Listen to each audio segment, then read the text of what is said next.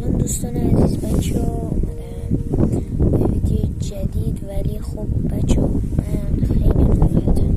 من یه چند وقتیه که یوتیوب رو شروع کردم و دارم فیلم میذارم. درسته که تازه کارم، ولی خب شما باید از تازه کارا بیشتر حمایت کنید. من خیلی دارم چند تا ویدیوهایی رو دهم میذارم، ولی کسی از من حمایت نمیکنه. و بچه ها شما اگه من یه ویدیو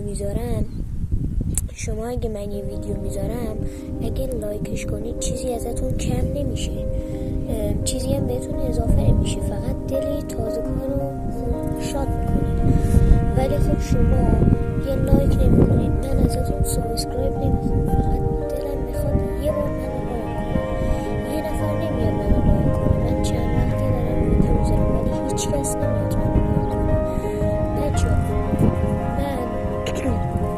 من دوست داشتم مثلا بیام توی یوتیوب. من میدونم که اولی از هیچ کس منو نمیشناسه و بعد یکم تلاش کنم، ولی خب دوست داشتم بعد از تلاشم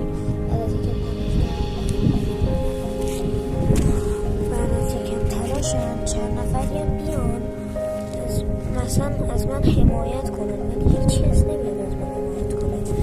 نمیدونم چرا، مشکلش چیه، ولی خب من دوست دارم ازم حمایت کنم. درسته که خودخواهی شاید نخوام، ولی اگه یه لایک منو بکنید هیچ جایتون کم نمیشه، چیزی هم بهتون اضافه نمیشه.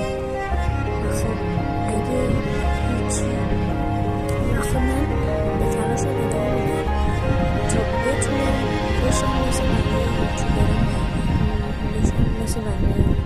مشهور. و اینقدر ادامه میدم تا واقعا بشم یه یوتیوبر. الان یوتیوبر واقعی نیستم ولی میشم.